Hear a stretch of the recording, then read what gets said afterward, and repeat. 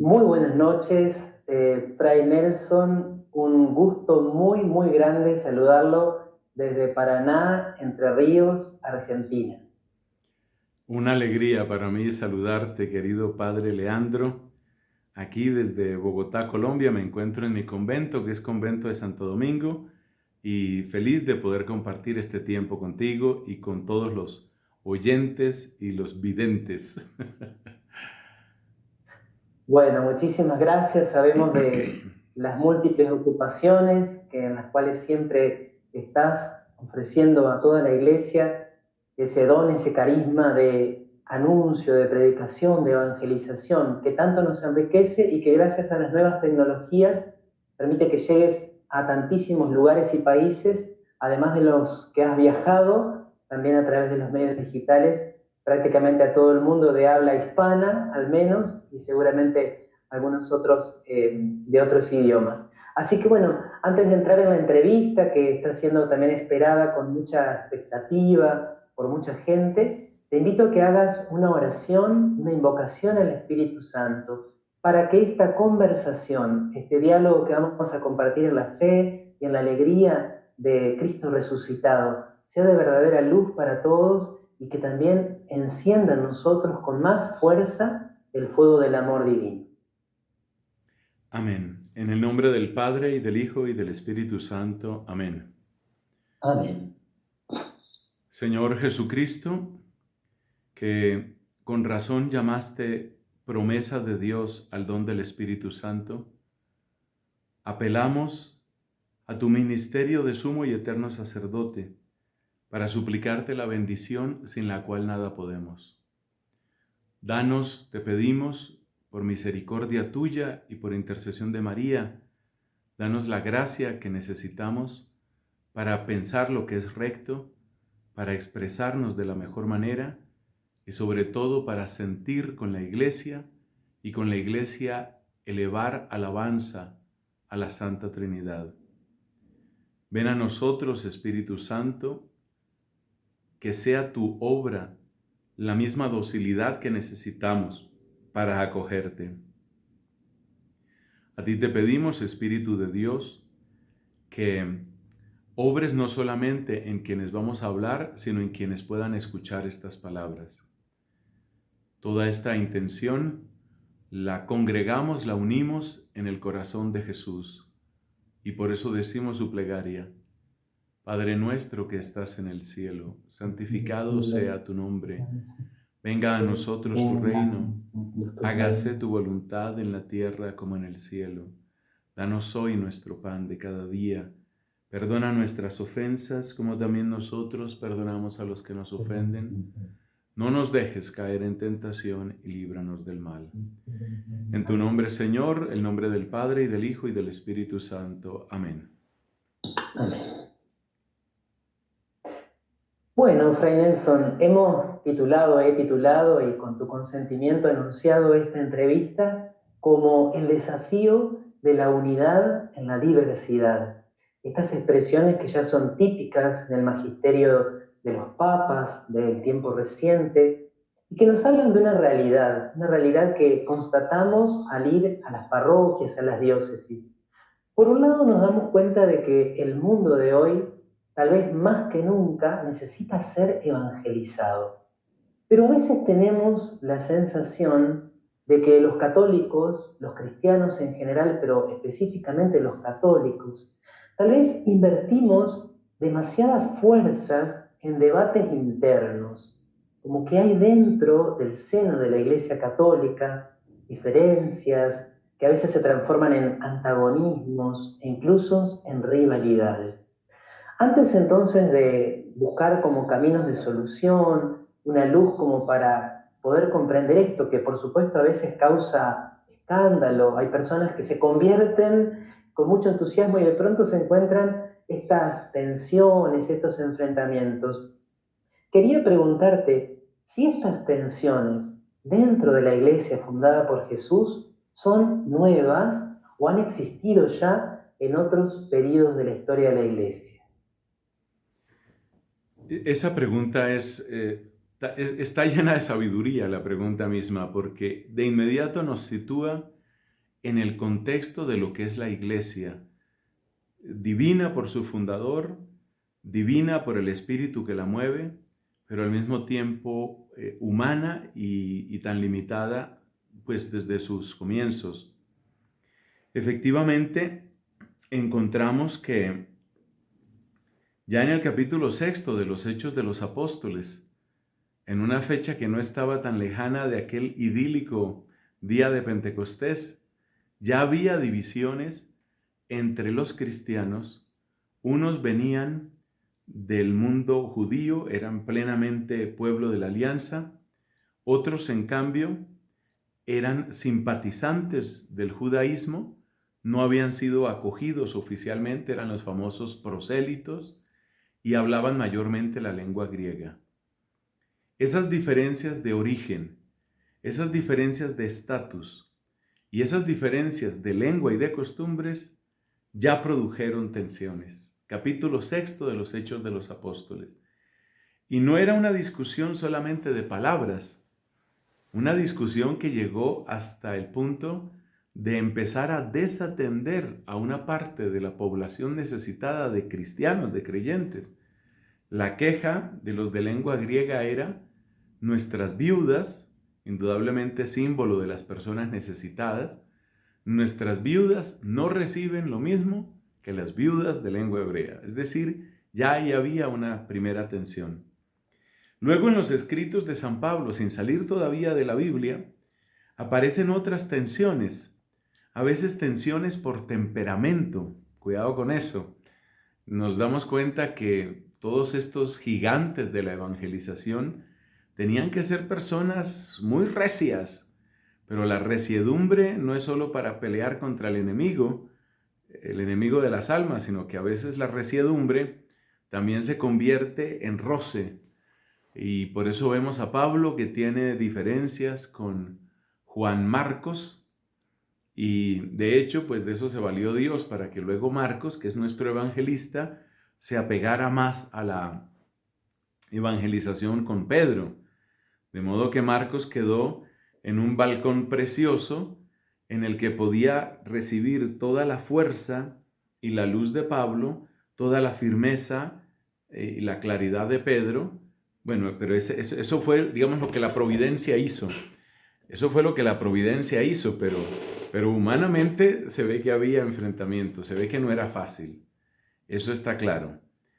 Y el mismo Pablo también tuvo dificultades porque se nos habla de que los de Santiago, es decir, una tendencia un poquito más judaizante, si se quiere, más tradicionalista, dentro de los cristianos de aquella época, los de Santiago estaban preocupados con el hecho de que se anunciara un evangelio en el que se cancelaba de lleno la ley de Moisés. Ellos no estaban contentos con eso. Ellos decían: así no es.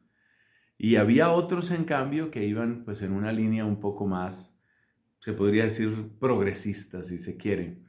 Entonces, y estamos, todavía no hemos salido del siglo I, no hemos mordido el siglo II, y ya encontramos estas tensiones, estas divisiones, que serán como una especie de sello de la verdad de la iglesia, porque en la resolución de esas tensiones, no en la cancelación, creo yo, sino que en la resolución de esas tensiones, la iglesia llega a crecer.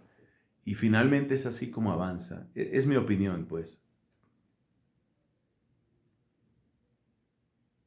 Muchísimas gracias, muy clara la respuesta y qué interesante también es cómo podemos ir dándole forma a un lenguaje, porque en realidad no toda tensión tiene que transformarse en rivalidad, en enemistad o en antagonismo.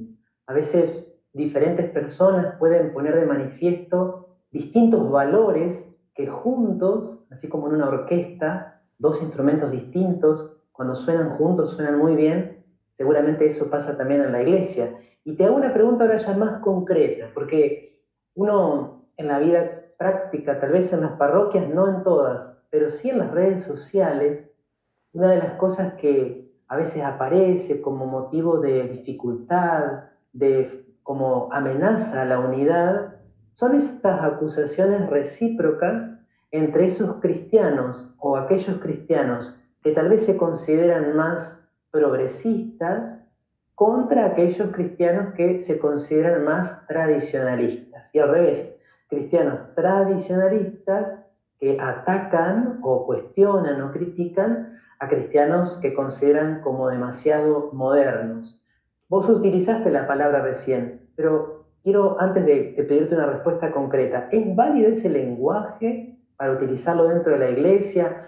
Por ejemplo, ¿se puede hablar dentro de la iglesia de una izquierda, de una derecha? ¿Se puede hablar de progresistas y conservadores? ¿O cómo deberíamos nosotros comprender estas dimensiones que, por lo menos en mi experiencia, no ser la tuya, están tan latentes y a veces tan patentes en la vida eclesial?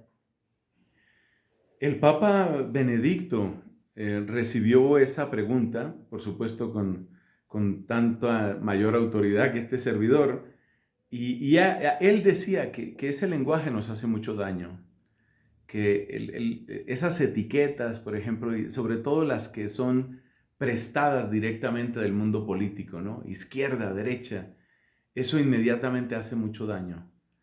Em, Al mismo tiempo, debemos reconocer que las etiquetas no van a desaparecer por un decreto, ¿no? Si el Papa saca un decreto y dice prohíbese que se utilicen tales palabras, va a pasar como un chiste que circula aquí en mi país, ¿no? Que había un cierto país en donde había un racismo pero terrible entre gente de raza blanca y gente de raza negra. Y entonces pues salió un presidente y dijo, mire, se va a acabar el tema del racismo aquí. Vamos a acabar con el racismo. De mañana en adelante todos vamos a ser verdes. Supongamos que ese fue el color que escogió. Todos vamos a ser verdes. Pero de inmediato al hacer la reglamentación, entonces se aclaró. Distinguiremos muy bien entre verde claro y verde oscuro, ¿no? Entonces, la eliminación de las palabras no elimina las realidades. Y yo creo que nosotros, sobre todo los que estamos al servicio de la iglesia y la amamos, y hemos hecho de la iglesia nuestra vida, porque así veo yo, por ejemplo, tu ministerio, querido Padre, así me veo yo también. Para mí la iglesia no es mi empleadora, es mi vida entera. Entonces yo creo que nosotros debemos tener claro que hay ese peligro de las etiquetas.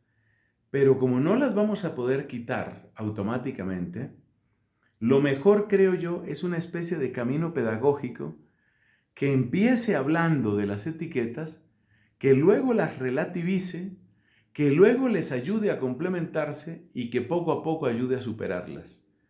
Decirle al tradicionalista, por ejemplo, cállese y no vuelva a decir esa palabra, no arregla. Y lo mismo pues con el otro, con el progresista. Entonces, lo que parece que tenemos que hacer es utilizarlas al principio, depurarlas, relativizarlas, complementarlas y así eventualmente me parece que se podrán superar y creo que todos vamos a salir ganando, pero será un proceso.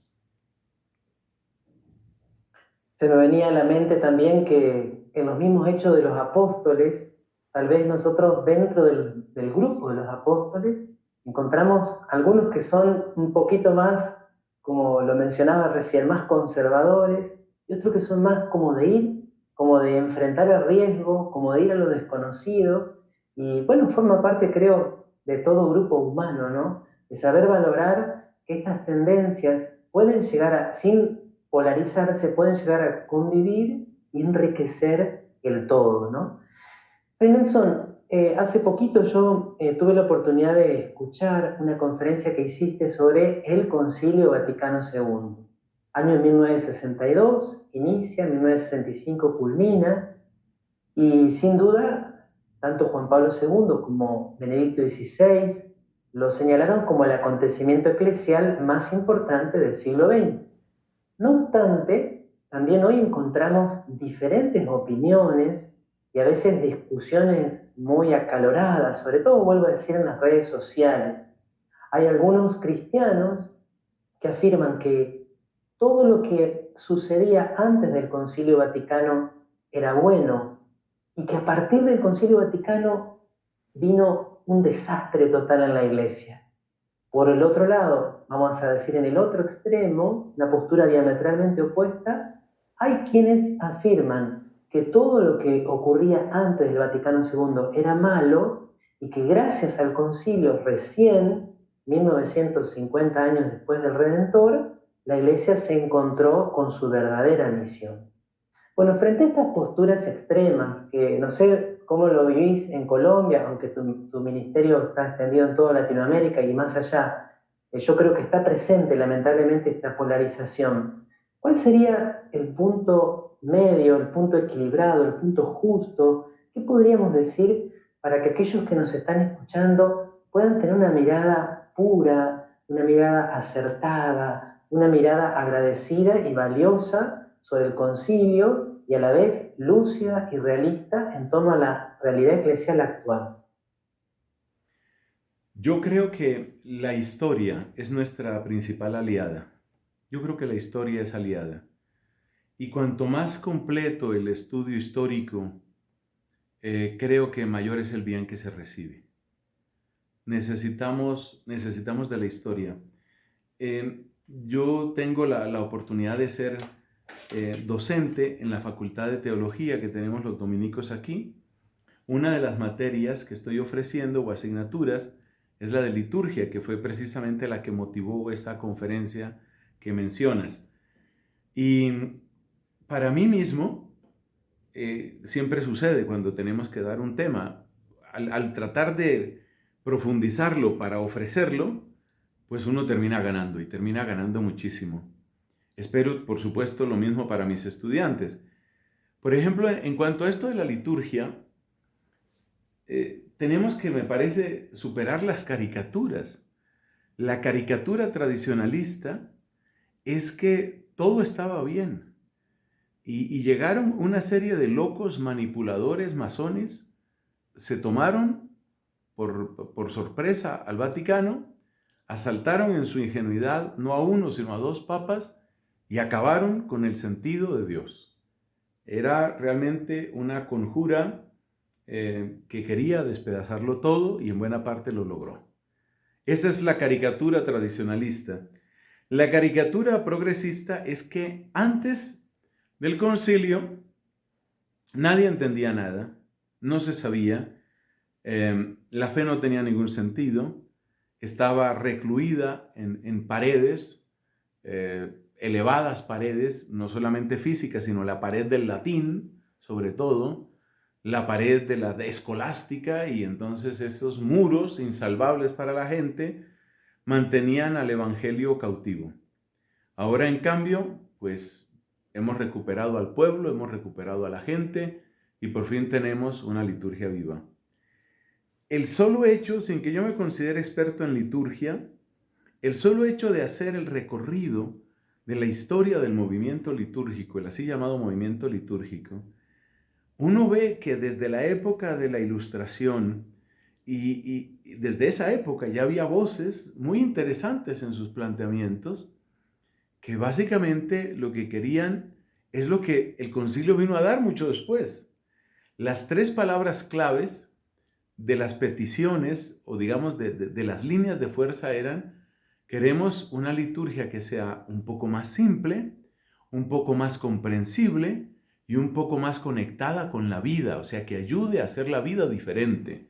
Eso se llama que sea edificante.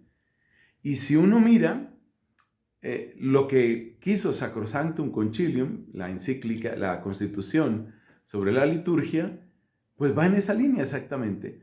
Lo que agregó la constitución Sacrosanctum Concilium fue que ese triángulo, vamos a llamar un triángulo, este triángulo que era la simplificación, la comprensión y la edificación, lo completó con un pequeño vértice que los reúne a los tres y se llama participación. Es la palabra más repetida. Pero lo interesante de esto es ver que ya esa preocupación estaba en Pío XII, ya está en Mediator Dei, ya está en Mystici Corporis de alguna manera. Y si retrocedemos más, ya está en los concilios internacionales de liturgia. Y es decir, la historia es la gran aliada, la historia es la que la que nos ayuda a descubrir que en el fondo la Iglesia, como organismo vivo que es, pues tiene un crecimiento orgánico. Por eso, como te puedes imaginar, querido Padre, pues yo seré un fanático absoluto de la hermenéutica de la continuidad, lo que propone Benedicto. Pero para entenderlo, definitivamente necesitamos ayudarnos de la historia, ver el caminito que se fue haciendo. Y esto que hemos dicho...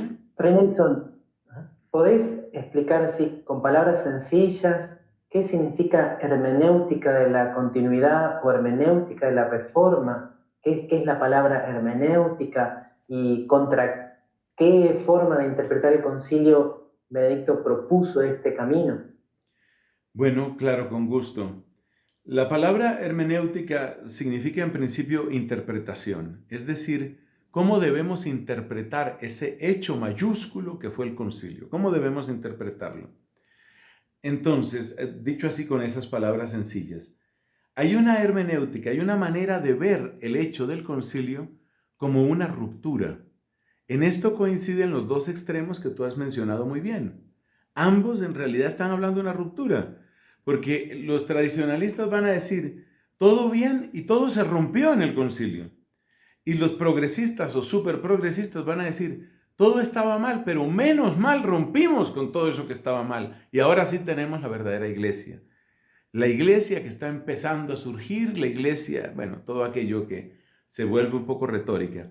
A eso llamamos hermenéutica de la ruptura, o la llamó el Papa Benedicto XVI.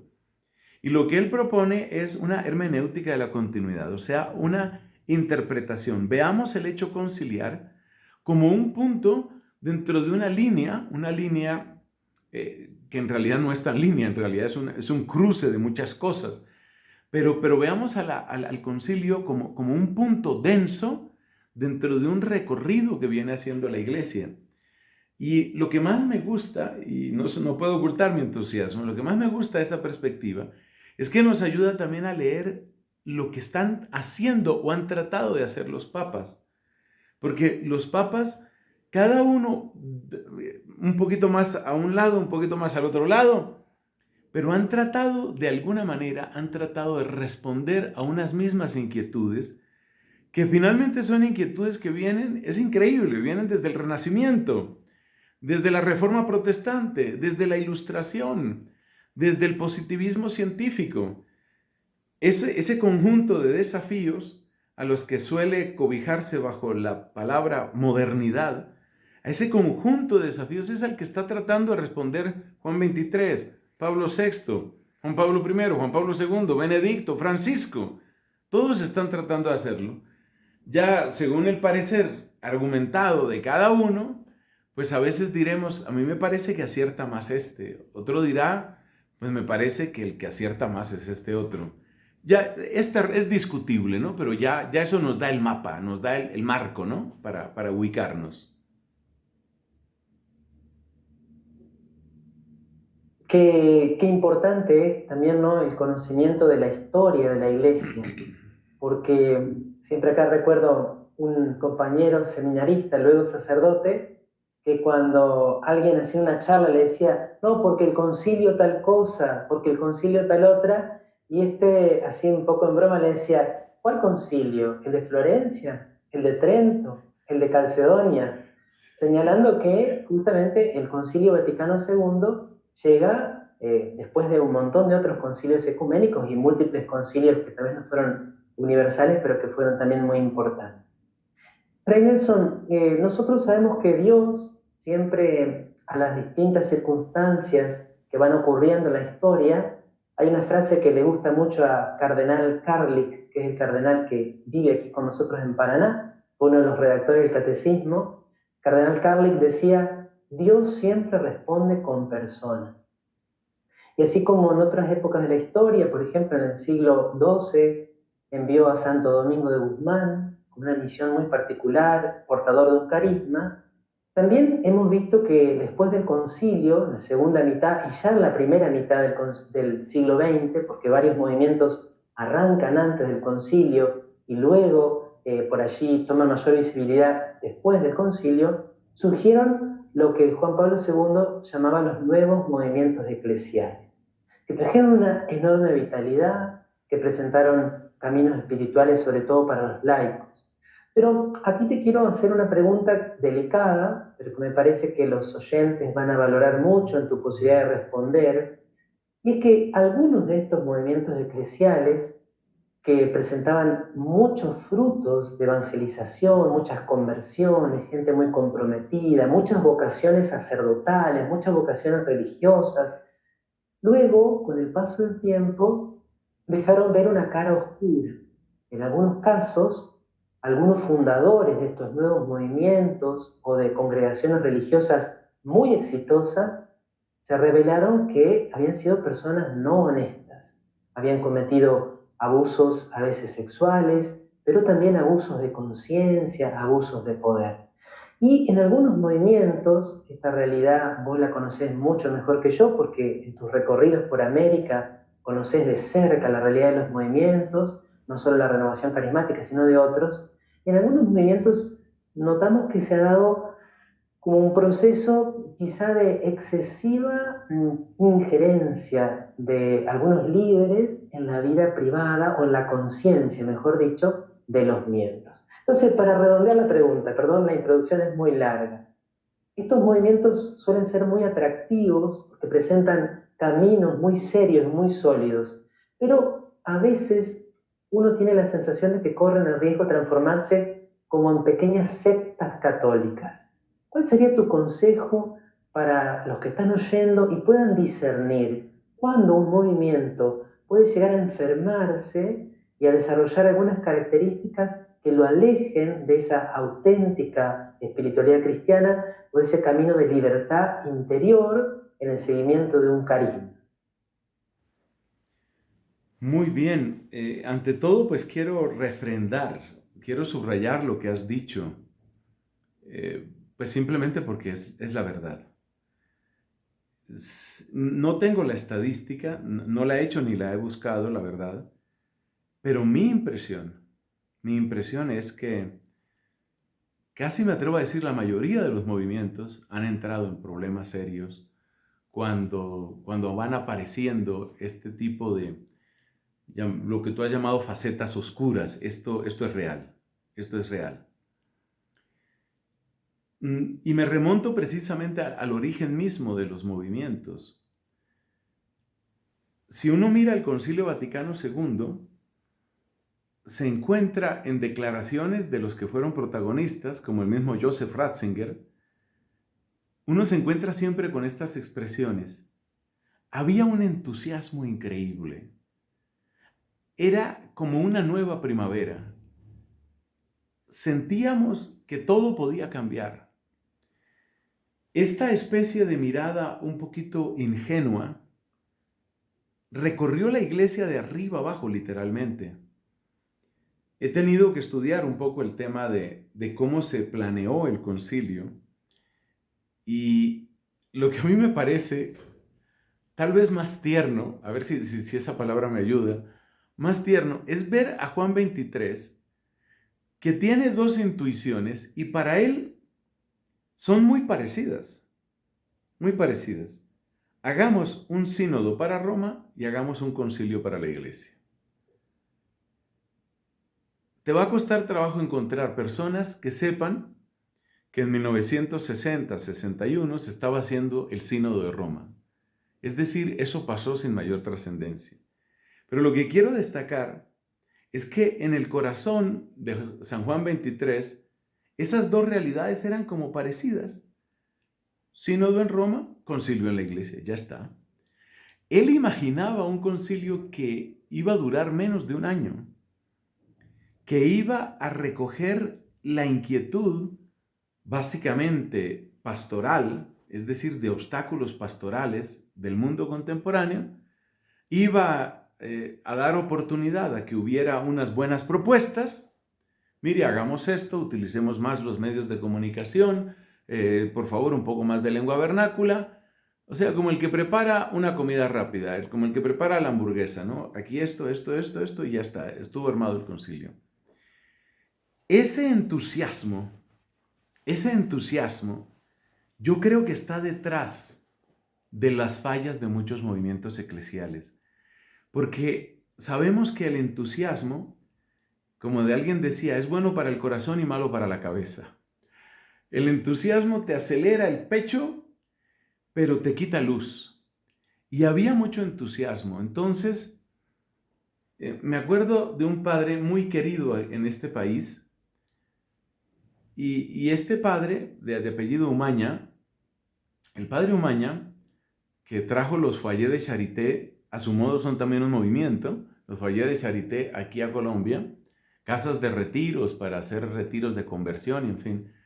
Él dijo, yo se lo escuché, con mucha humildad lo dijo, cuando yo era un sacerdote joven, es decir, en esta época del concilio, saqué una conclusión. Lo que pasa, oye el lenguaje, que tiene su arrogancia, pero es que él lo da como testimonio de lo que se vivía en aquella época. Él recuerda sus años de finales del seminario y dice, yo en esa época pensaba, lo que pasa es que los curas no han sabido predicar hasta ahora. Esa frase, como dicen los españoles, no tiene desperdicio. Lo que pasa es el lenguaje de alguien que ya tiene el diagnóstico completo y definitivo. Hasta ahora, ahí está la diferencia, ¿no? De aquí para atrás, de aquí para adelante.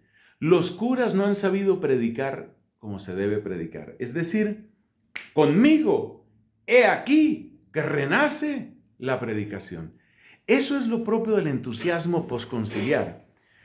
Un entusiasmo que en el mundo clerical muy pronto se fue a pique.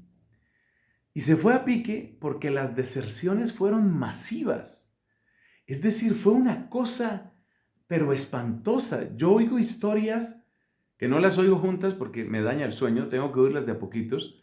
Yo oigo historias de lo que pasó aquí en mi provincia, los dominicos de Colombia, y es algo terrible. De entrar 10 novicios y no quedar nadie. Siguiente año entraron 8 y quedó 1. Siguiente año entraron 12 y no quedó nadie. Eran años terribles. Por eso el entusiasmo clerical muy pronto se fue al piso. Pero el entusiasmo laical no vivió inmediatamente esos escándalos. Entonces, ese entusiasmo hizo que los movimientos sintieran que por fin habían encontrado la piedra filosofal. Ahora sí, con esta fórmula, es decir, un poquito más de esto, un poquito más de esto, y que esto se extienda y el mundo para Cristo, ya está. Y así pues tenías Comunión y Liberación, los carismáticos, los neocatecumenales y tantos otros. El entusiasmo es bueno para el corazón, pero es malo para la cabeza. Sobre todo es malo para hacer cuentas de una palabra que será por la edad, Padre Leandro, pero se ha vuelto mi palabra casi preferida en este tiempo. La sostenibilidad. Movimientos eclesiales que sean sostenibles. Sostenibles económicamente, anímicamente y sobre todo sostenibles en la virtud. Una cosa es yo le digo sí a Cristo y lloro de emoción y otra cosa son 50, 60 años renunciando todos los días a algo por Jesús. La sostenibilidad no estaba en el presupuesto de la mayor parte de los movimientos y no estaba porque ellos soñaban con esa primavera, eran víctimas de ese entusiasmo que lo tuvo el Papa. El primer Papa que ya se tiene que caer de ese entusiasmo es el Papa Pablo VI. Pablo VI, esta es una anécdota tal vez poco conocida o tal vez muchos la conocen. Dice Pablo VI en tono autobiográfico, cuando me eligieron, año 63, cuando me eligieron, yo tenía perfecta conciencia de que había quienes tenían mejor preparación, mejor experiencia y mejor virtud. Y solo pude sacar una conclusión. Me ha elegido Cristo para que sufra. En eso es en donde debo ser campeón. Y esa fue la vida de él. Fue una vida de sufrimiento, indudablemente. Especialmente a partir de Humane Vitae, 1968. Fue una vida de terrible sufrimiento. Entonces, ese espíritu, para resumir mi respuesta, yo hago mi respuesta larga como desquite a tu pregunta con larga introducción. Entonces mi respuesta la resumo Resumo mi respuesta de esta manera. El entusiasmo, ese entusiasmo un poco ingenuo, que fue un entusiasmo europeo, atención con eso, fue un entusiasmo fundamentalmente europeo, porque Europa, desde las terribles barbaries de la Segunda Guerra Mundial, no había encontrado de qué sentirse feliz, nadie, ni el cristiano ni el no cristiano. Entonces, cuando llega este concilio y se empieza a hablar del futuro y se empieza a hablar de la esperanza y se empieza a hablar de todo eso, la gente se volcó a esa fuente de esperanza como el que bebe agua después de una terrible sed. Pero esa esperanza se convirtió en un entusiasmo que produjo las dos cosas que tú has mencionado. Es decir, líderes que no midieron sus fuerzas. Y cuando una persona no ha medido sus fuerzas y tiene que enfrentarse con la cruz de la mañana, de la tarde, de la noche, mañana, tarde y noche, mañana, tarde y noche, empieza a buscar refugio. Refugio en el poder, refugio en el dinero, refugio en afectos de hombres, de mujeres, lo que sea. Entonces no midieron sus fuerzas. Y segundo, esos movimientos, si no salen de su delirio entusiasta, si los movimientos no salen de su delirio entusiasta, necesariamente tienen que entrar en la psicología de la secta. Porque si lo piensas bien, la secta es como levantar muros a la realidad y decir, en el fondo sí tenemos razón, lo que pasa es que nadie se ha dado cuenta. Es decir, que es puro entusiasmo, es pura ebriedad de entusiasmo. A medida que vamos entrando en una tónica más realista, más humilde, más parsimoniosa, que nos damos cuenta que la conversión del mundo le sigue importando a Cristo tanto como el primer día de la Pascua, pero que eso no es rápido, que eso es lento y que eso tiene tropiezos y tiene enemigos y los enemigos se preparan muy bien. A medida que vamos pasando por esa fase de madurez, pues yo creo que vamos encontrando también otra manera de ver las cosas. Entonces ya hay menos entusiasmo por los líderes y yo creo que eso ya se está dando en todos los movimientos. Menos entusiasmo por los líderes, menos lenguaje grandilocuente, como quien dice, aquí les tenemos la receta que va a cambiar el mundo. No, ese lenguaje ya se ha ido acabando.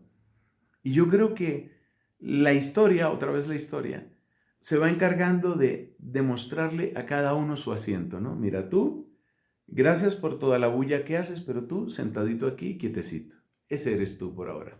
Y yo creo que esa es un poco la fase en la que están entrando muchos de estos movimientos ahora.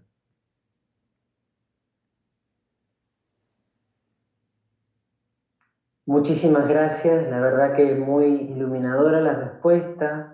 Y pensaba, bueno, estos personalismos que son tan atractivos, porque todos buscamos referentes a los cuales aferrarnos, pero pueden ser tan peligrosos, ¿no?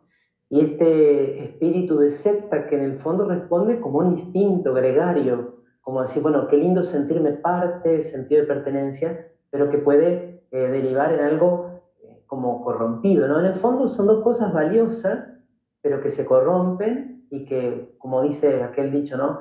La corrupción de lo mejor es lo peor, ¿no? Ahora bien, Fray Nelson, por supuesto que los movimientos tienen un carisma que procede de Dios, cuando estos movimientos han sido reconocidos por la Iglesia, que tienen sus riesgos, que ya, gracias a Dios, hemos aprendido de la historia. Ahora, si vos tuvieras que señalar a los oyentes de esta entrevista, ¿cuáles son los puntos esenciales que todo católico debe guardar, que debe mirar con especial afecto y que son esenciales? Después, dentro de cada espiritualidad hay aspectos que se destacan más, que se subrayan de un modo, formas de orar, formas de evangelizar. Pero ¿qué es aquello que justamente nos permite vivir en la unidad, en la diversidad? ¿Cuáles son los núcleos de la espiritualidad cristiana que deberían estar presentes en la vida de todo discípulo de Jesús? Gracias a Dios, ya hay alguien que dio esa respuesta. Bendito sea el Señor. Y yo voy a volver a la figura grande de Pablo VI. Para mí, el mejor resumen de lo que tú estás preguntando es el credo del pueblo de Dios, de Pablo VI. Es un documento que yo he aprendido a amar más y más con el paso del tiempo. No pretende ser un reemplazo, y lo dice expresamente, no pretende ser un reemplazo de los grandes credos conciliares del primer milenio, ¿no? Ni del símbolo de los apóstoles tampoco, no, claro que no. Pero es un documento precioso. En esencia, ¿qué nos dice? En esencia nos dice la fe, la esperanza y el amor. El ser iglesia, el vivir los sacramentos, fundamentarnos en la Escritura, reconocer la tradición, admirar y amar a los santos y estar dispuestos a reconocer la novedad del Espíritu, pero también la vitalidad que ya el Espíritu le dio a la iglesia. Como decía en otra ocasión, no identifiquemos el Espíritu solamente con la novedad.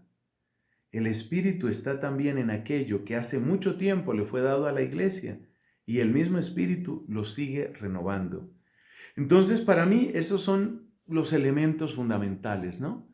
Entonces, la lista no resulta tan corta, tal vez uno quisiera algo que fuera más breve, pero realmente ser católico pues implica por lo menos esos elementos, ¿no? Una fe íntegra, el amor a la Escritura y a la tradición, una vivencia sacramental, experiencia de comunidad, apertura al Espíritu, ver el ejemplo de los santos, empezando por la Virgen María, y estar dispuestos a ser, que eso también lo dijo Pablo VI, sobre todo en Evangelii Nunciandi, ser nosotros buena noticia para el mundo. Comento esto, querido Padre Leandro, porque me da la impresión de que algunas tendencias en la Iglesia se están especializando en el diagnóstico. Es decir, se han vuelto expertos en explicar por qué nada funciona. Yo tengo amigos, reconozco que va empeorando mi relación de amistad con ellos, pero yo tengo amigos a los cuales les encanta tener siempre la explicación de por qué no funciona. A ver, se va a hacer una novena, por ejemplo, en la parroquia. ¿Te has dado cuenta que poca gente viene? Pues mira, es que ahí está, es que eso empezó y tienen una explicación. El cristiano no es simplemente un explicatólogo. El cristiano es una persona propositiva, una persona que con su vida, con su palabra, despierta ganas de creer, ganas de esperar y ganas de amar. Ese es como el elemento último dentro de esta pequeña serie de elementos fundamentales de una espiritualidad de la unidad, ¿no? Algunos tips que pueden ayudar para construir esa unidad, sí los puedo decir, puedo comentar unos 2 o 3 tips que nacen de la práctica. Un primer tip que considero, o recomendación práctica que considero importante, es que, como nos enseñan los grandes santos como Tomás de Aquino, hay que aprender siempre del otro. Si quieres saber en qué momento empezaste a volverte secta, la respuesta te la da un sectario, un heresiarca llamado Nestorio. De Nestorio, el famoso Nestorio de la historia, siglo V, Nestorio, se dice de Nestorio que él no leía libros sino los que él escribía. Entonces, para mí esa es la receta del pensamiento sectario y la receta de la herejía. Hay una pregunta que tenemos que hacernos con insistencia. ¿En qué tiene razón el otro? En algo tiene razón. ¿En qué tiene razón? Digo esto porque tengo buenos amigos sacerdotes. De hecho, muchos de mis mejores amigos son sacerdotes, lo cual pues no es una sorpresa. Tengo un amigo sacerdote, ya un hombre mayor, que ha escrito sobre una cantidad de teólogos. Pero bueno, este es un hombre más bien de posturas, llamémoslas conservadoras. Y él toma la obra de un teólogo, por ejemplo, Rahner, Karl Rahner, y más o menos yo ya le tengo pescada, ya le tengo entendida su metodología. Y lo quiero mucho, pero las cosas son como son. Su metodología es esta. Él toma a un teólogo y le saca el pecado original. Es decir, ¿en dónde se corrompió toda la teología de Rahner? Segundo, a partir de ese pecado original explica todas las obras de Rahner. Y a partir de ahí saca como conclusión prácticamente, y sé que suena casi a blasfemia, me perdonas, saca como conclusión la frase de Cristo: más le valiera no haber nacido. Es decir, no sumó nada, no aportó nada, no se preguntó nada. Mejor dicho, es un simple brote maligno que gracias a Dios podemos extirpar. Y termina con ese y empieza con otro. Hombre, hay que preguntarse por qué Rahner se preguntó lo que preguntó, que sus respuestas seguramente no son perfectas, que seguramente hay errores que tienen una gran trascendencia en su obra. Pero a ver, si son 40 volúmenes, por decir una cifra que no debe estar muy lejana tampoco, si son 40 volúmenes, son 40 volúmenes de basura y herejías, no puede ser. Entonces, y lo mismo en sentido contrario, de progresista hacia tradicionalista. Yo conozco gente que mira bibliotecas enteras y como esos eran los manuales en latín, a la hoguera con ellos. Que venga un invierno fuerte y con eso alimentamos la llama, ¿no? Entonces, el primer tip en este tema es, hombre, pregúntate, ¿qué tienen de cierto ellos? ¿En qué han acertado? Segundo, necesitamos en la misma línea más autocrítica. Una vez me acuerdo de uno de estos amigos tradicionalistas, absolutamente entusiasta del latín. Como yo transmito la Santa Misa por este asunto de la pandemia, la transmito prácticamente todos los días, con poquísimas excepciones. Entonces, y la transmito por YouTube, pues ya sabes, le llegan a uno cantidad de comentarios. Y entonces, en un comentario me escribe alguien y me dice: Padre, muchas gracias por la celebración de la Eucaristía. ¿Usted no ha pensado hacer celebración tridentina más bien?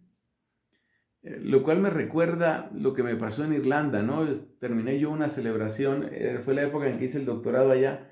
Terminé una celebración y se me acerca una señora y me dice: Father, your mass is okay. Padre, tu misa está bien. But do you know the all right mass? Pero ¿conoces la misa, la que es? Bueno, entonces uno de estos amigos de corte tradicionalista, el latín, pues resulta que yo he sido profesor de latín. La primera docencia que yo tuve fue de latín. Y me encanta el latín y muchas veces hago el prefacio en latín y lo defiendo. Utilizo el Novus Ordo, pero con el prefacio en latín. Y le digo a la gente, es que no podemos soltarnos de nuestras raíces, es que es bello. Y la iglesia ha orado más de 1000 años en esta lengua, no la vamos a perder porque sí. Bueno, y entonces este hombre era mucho más entusiasta del latín que yo. Y me dice pues, elogiando todo el latín. Y le digo yo, bueno, tú que asistes a la misa solo en latín y que estás enamorado del rito tridentino, ¿por qué no estudias latín? Y más o menos la respuesta de él fue: porque es que en latín se siente el misterio. Es decir, cuanto menos entienda, más piedad siento, ¿no? Yo creo que un poco de autocrítica no vendría mal ahí. Un poco de autocrítica, ¿no? El penetrar en las propias raíces, en las raíces de la propia tradición, es algo que siempre nos hará bien. Y esa recomendación, ese tip, como dicen ahora algunos, eso puede ser muy útil. Y la última recomendación que quiero hacer es que le demos más amor a nuestras parroquias.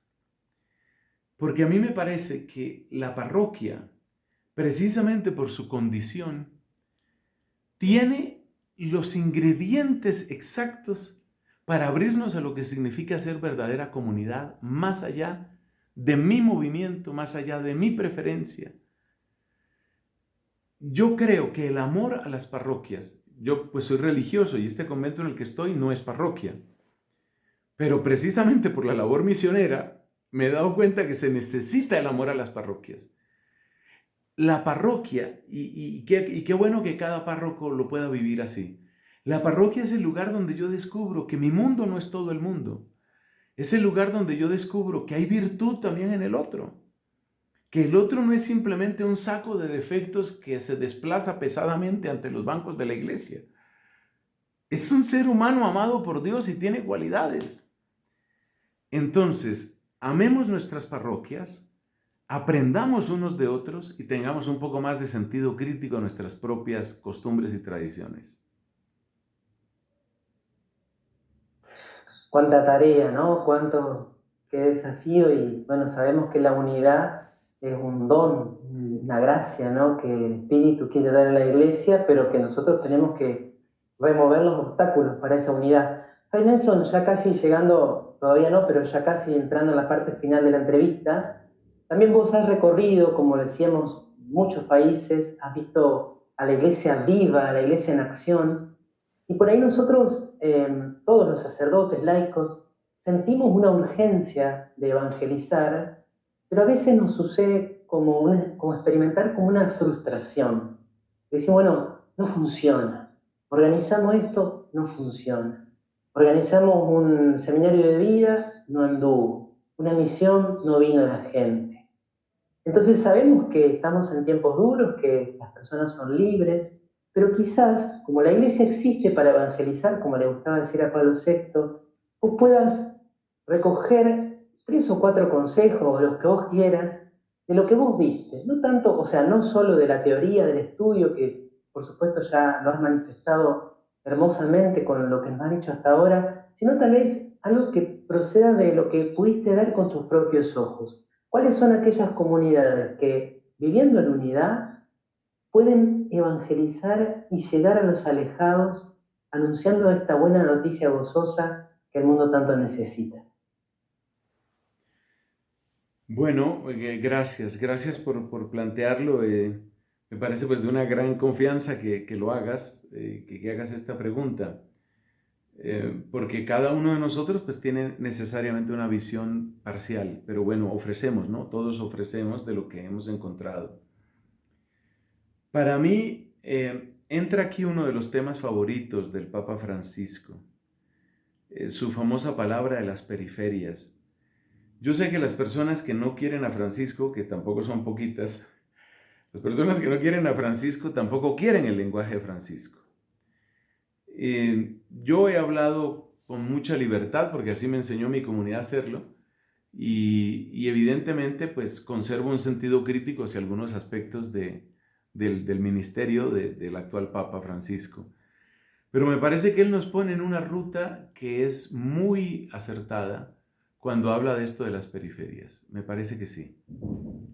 Me parece que es necesario darnos cuenta que él gastó la mayor parte, el Cristo gastó la mayor parte de su tiempo de servicio en lo que era la periferia de la periferia. Recordemos ese epíteto insultante que había contra Galilea. La llamaban Galilea de los gentiles, es decir, tierra perdida.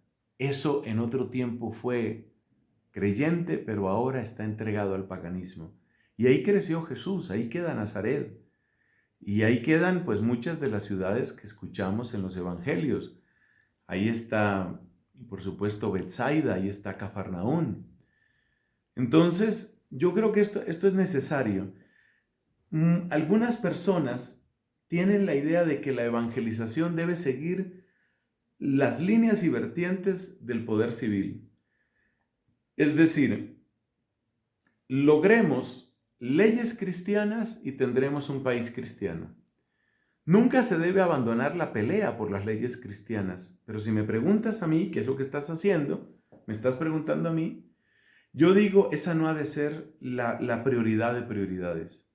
Sigamos trabajando, quien tenga el don para hacerlo, siga trabajando en que las leyes ofendan menos a Dios y agraden más a Dios. Siga trabajando en eso.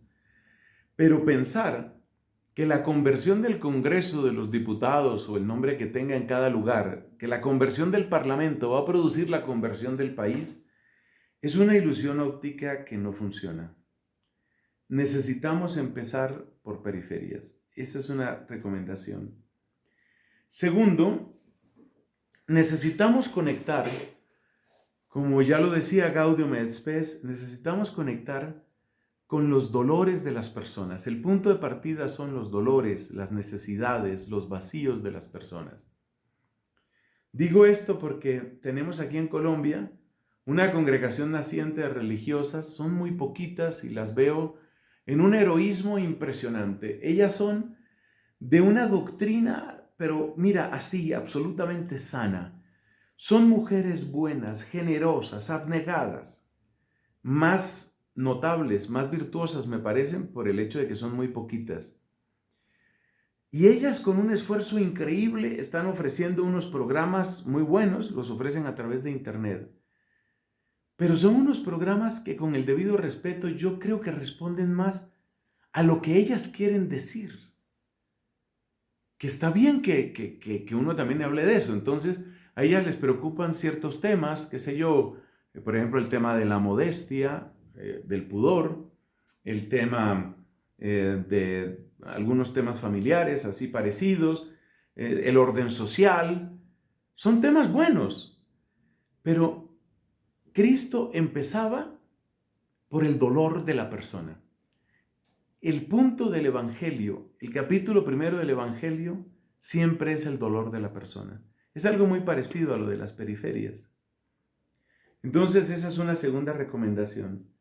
Una tercera recomendación que me atrevo a hacer es que necesitamos poner a la gente, a nuestra gente, en contacto con la palabra de Dios. Nada puede reemplazar a la palabra de Dios, nada. Lograr que a través de cantos o a través de letreros o a través de vitrales o a través de lo que sea, pero que el mensaje de la palabra quede, esa primacía de la escritura, es que se está perdiendo. Una de las cosas que me fascinó de la renovación carismática por allá en mis años juveniles es precisamente que la Biblia era permanente. Yo ahora cada rato entro en cierta colisión con mis amigos carismáticos porque la Biblia ha desaparecido mucho de ahí, pero mucho. Necesitamos palabra de Dios, necesitamos el encuentro con la palabra de Dios. Cuarta recomendación, necesitamos una evangelización que genere ritmos en las personas. Nuestros jóvenes, particularmente nuestros jóvenes, son, como se dice en este país, supongo que la palabra se entiende en Argentina y en otros lugares, son fogonazos, ¿no? Fogonazos. Viene tal artista, gran concierto, y luego todo desaparece. Hay que superar la cultura del fogonazo. Es necesario crear desde el principio en la evangelización ritmos de oración, ritmos de oración. Es una siembra muy pesada, muy difícil. Pero mira, a mí me llena tanto el alma compartiendo un testimonio. Yo aquí colaboro mucho con una comunidad laical que se llama Familia Espiritual y por eso también los menciono con frecuencia. Y hay una señora que ha tenido, pues como tantas otras personas, mucho dolor en su vida. Y un día le dije, mira, necesito que te pegues más a los salmos y a la liturgia de las horas. Pues tenemos uno de estos chats de WhatsApp y esta señora todos los días está publicando cosas de la liturgia de las horas. Eso me parece que es fundamental. Entonces yo creo que esa clase de indicaciones nos ayudan para que podamos vivirlo, ¿no? Para que podamos vivir nuestra evangelización. Y por supuesto, que lo digo de último, pero es lo más importante, paciencia y oración. Paciencia y oración. Un ejemplo que he repetido varias veces, los promotores del aborto en Colombia tuvieron 40 años de paciencia para llegar a donde estamos ahora. Esta nación se está hundiendo en términos de aborto, aquí en Colombia, pero sé que pasa en otros lugares. Se está hundiendo. Yo le digo a mi gente, 40 años de paciencia tuvieron para llegar a esto. Nada raro que a nosotros nos toquen 40 y más años para lograr revertir muchas de esas desviaciones. Muchísimas gracias, Fray Nelson. Qué mensaje tan necesario, tan importante.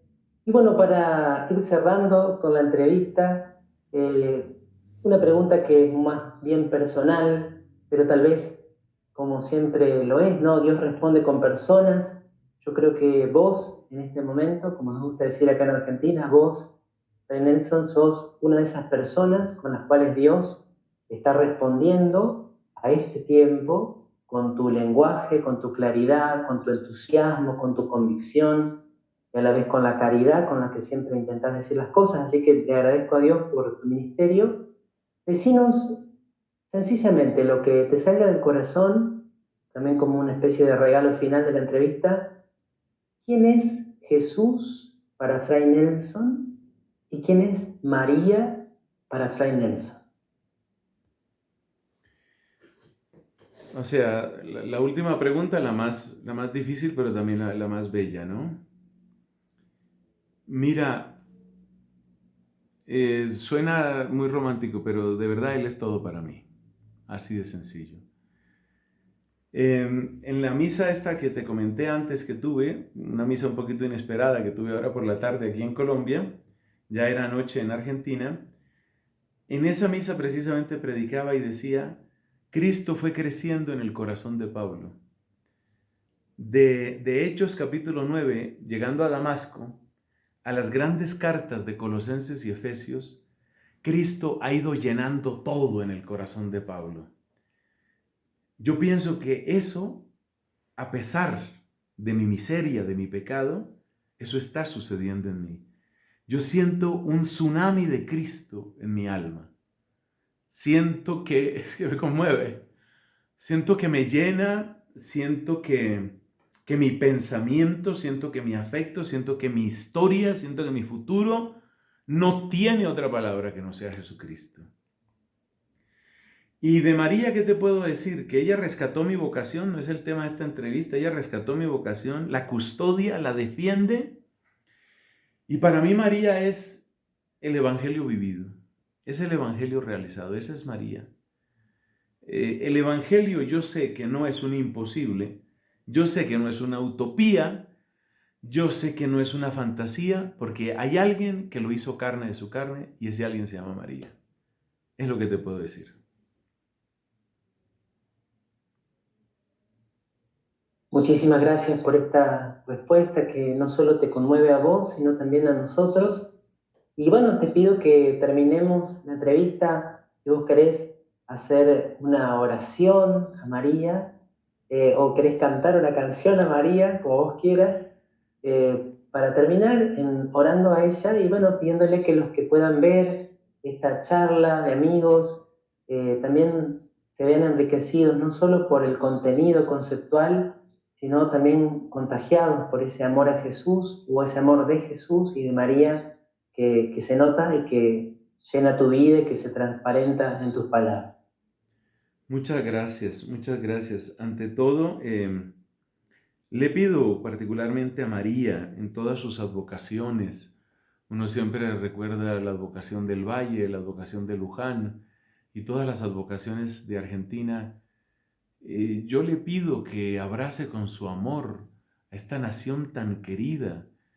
Eh, He estado varias veces en tu país, querido Leandro, y siempre regreso con la sensación de que Argentina tiene todo para ser un faro realmente, un faro de luz, un faro de gracia para el mundo. Y por eso me da dolor cuando pasan cosas como las que a veces vemos que están pasando en el orden económico, político, la polarización eclesial a veces, en fin, son cosas que me duelen mucho. Por eso le quiero pedir a María Santísima en todas sus advocaciones, quiero pedirle que traiga una bendición renovada a la querida Argentina, muy particularmente a mis amigos sacerdotes, entre los cuales por supuesto te cuento, Leandro, que traiga una bendición de amor muy particular a los amigos sacerdotes en Argentina, la gente que está trabajando con ilusión, con alegría. Sobre todo, María, te pido una bendición para aquellos que cuando se caen se levantan y si se vuelven a caer se vuelven a levantar y vuelven a mirar ese futuro que solo existe en Dios y que solo Dios hará posible. Tu bendición, María Santísima, la bendición de tu plegaria por Argentina en este momento y por todas las personas en cualquier país donde se encuentren. Ya que me invitas, Leandro, quiero efectivamente cantar, voy a tomar la melodía voy a tomar la letra de las palabras que el ángel le dijo a la Virgen según el texto que tiene la humanidad, que es en primer lugar el texto griego. Haire que charitomene, ho kyrios metasu, me phou Mariam, heures garcharin parato theo, kaidu, sulem sengastri, kaitexe huion, kaikales eiston omautu. Iesun. Las palabras del ángel a María Santísima. Amén. Muchas gracias, querido Padre, que el Señor siga bendiciendo tu ministerio, tu parroquia, tu salud, tu familia. Gracias, Fray Nelson. Y bueno, será hasta alguna otra próxima vez. Un saludo grande a todos. Tenemos mucha gente que lo está siguiendo en vivo. Seguramente muchos comentarios que no los puedo ver ahora, pero bueno, de mi parte, solo agradecerte. Y bueno, aquellos que les haya gustado esta charla, la pueden compartir. Yo la voy a subir a mi canal de YouTube. También para aquellos que prefieran verlo en YouTube, después pasaré el enlace también por la página. Gracias, Fray Nelson. Muchas Buen gracias, gracias a descanso. ti. Dios nos bendiga.